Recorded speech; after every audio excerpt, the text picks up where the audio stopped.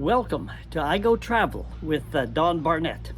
You know, years back we raised sheep in Saskatchewan, and when we had those sheep sheared, I remember putting the wool into big bags and throwing them onto the truck and a trailer behind the truck, and we went across Saskatchewan and into the plains of Alberta.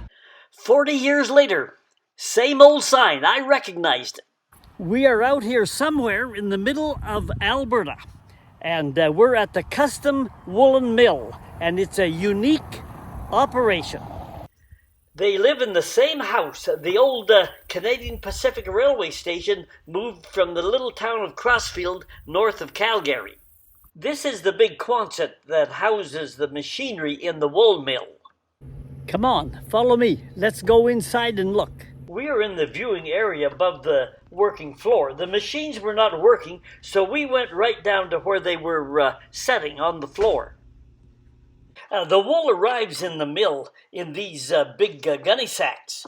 Back in the farm, kids loved to jump in the bags to pack the wool that had just been sheared off the sheep. This is a painting I bought off a shearer who was shearing our sheep one year. It is a hot, sweaty job, but the shearer just rolls those sheep over on their back. They freeze up, and the shearing is then a pretty easy job. First job at the mill is to hand sort the wool by pulling out dirt, clumps, and sticks. Let's look at the steps to make the wool eventually into yarn. Wool entirely is biodegradable into the soil and into fresh water and even into the ocean, leaving no artificial chemicals or plastics anywhere on the planet. You know, when it comes to the environment, wool far outpaces many of these artificial fabrics that we seem to have to choose from in order to make our clothes these days. Back to the processes in the wool mill. We saw where the raw wool came into the mill.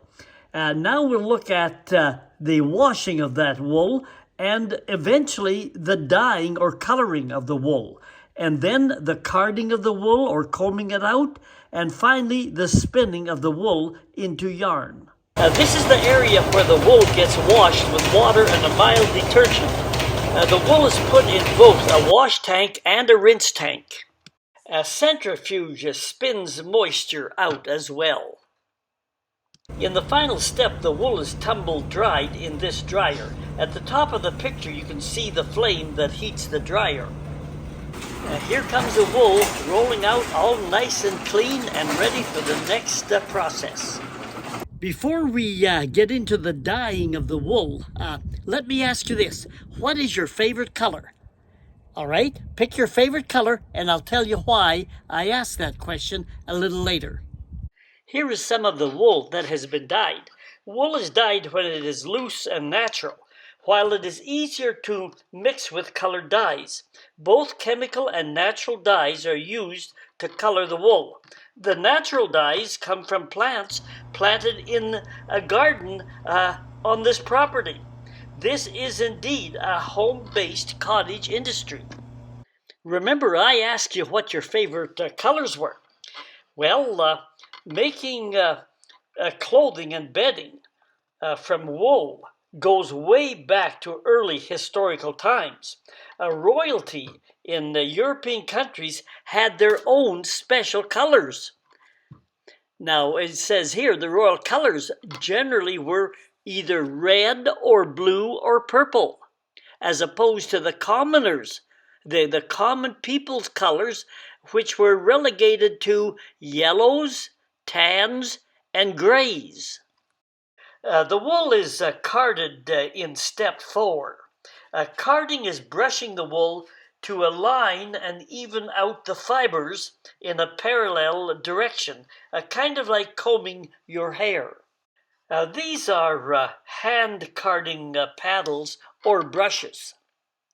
And you can see how the person is working the wool, kind of combing it back and forth. On the left is a dark dyed wool before carding, and on the right is the same wool after being carded. This big carding machine was built in 1927, and it still runs like a new car. It is the biggest machine in the mill.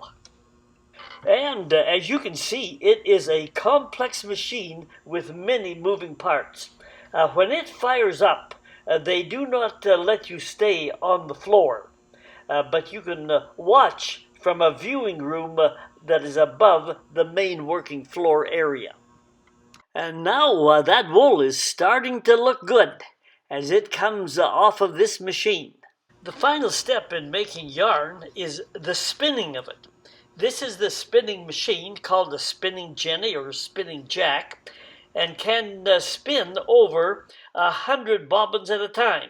Built in 1910, it twists and winds the strands of carded wool that we now call yarn. The yarn is now transferred to a spooler at a rate of 24 bobbins at a time. You can also transfer the wool to another machine called a twister, where a 6-ply and soft spun yarns can be produced.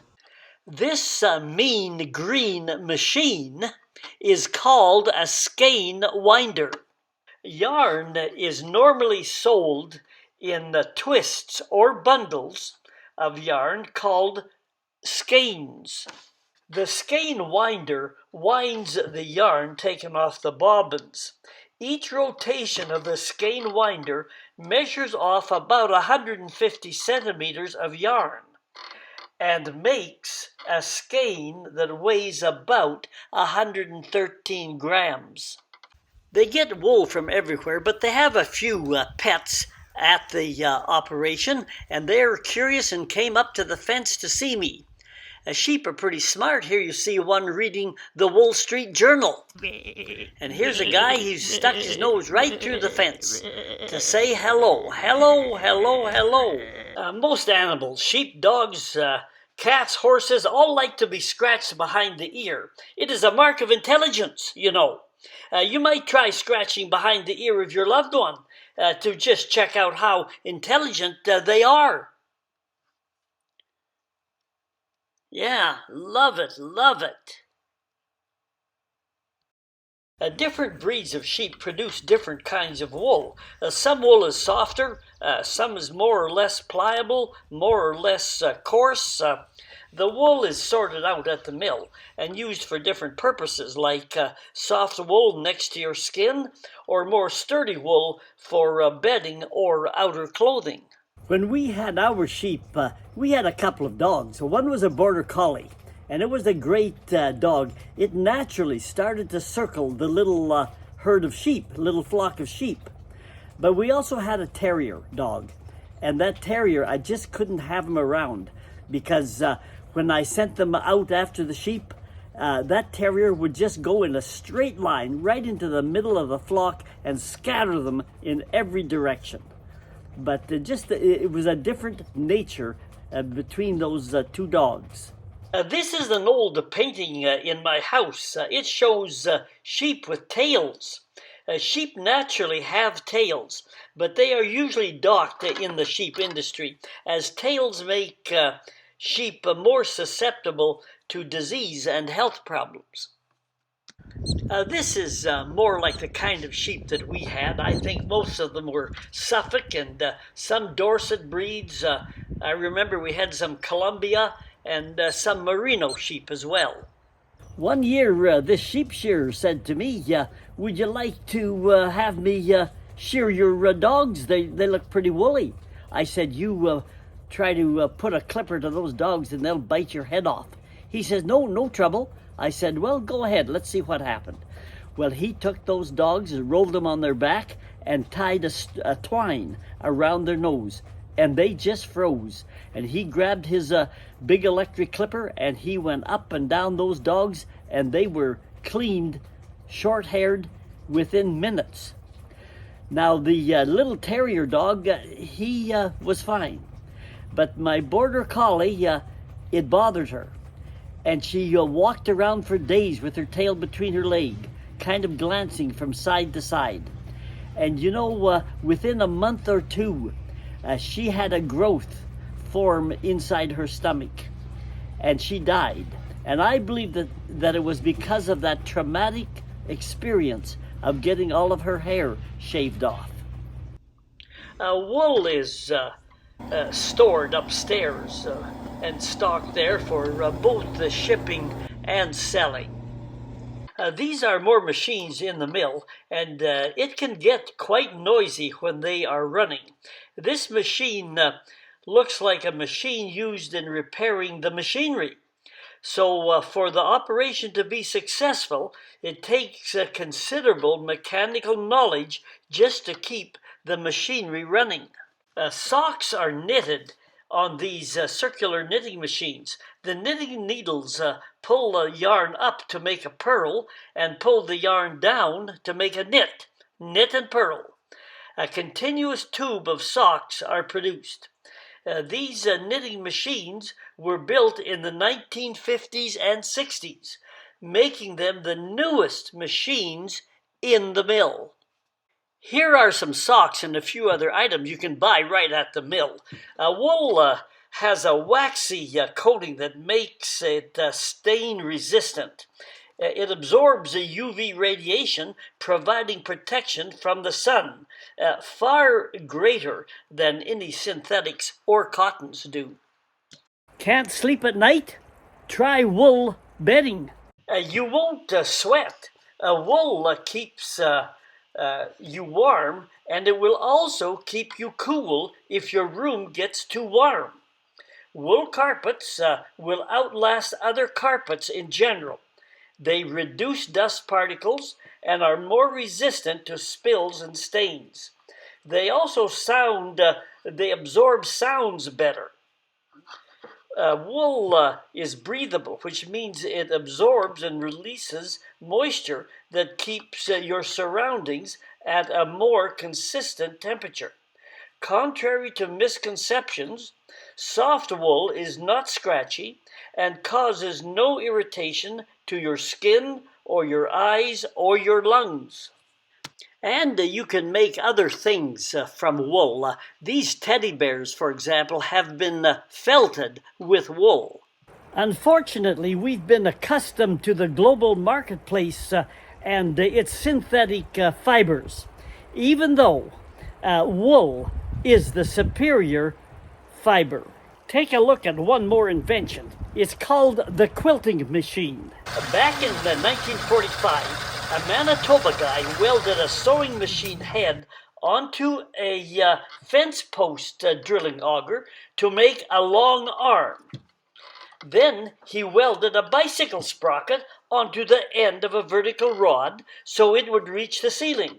Finally, he created an overhead wood track, and the bike sprocket followed the overhead track to guide the machine to sew the quilt pattern below. It was one terrific invention that continues to work to this day. If you roll through the backcountry with me, we will find some more interesting things just like that Alberta wool mill that we ran across.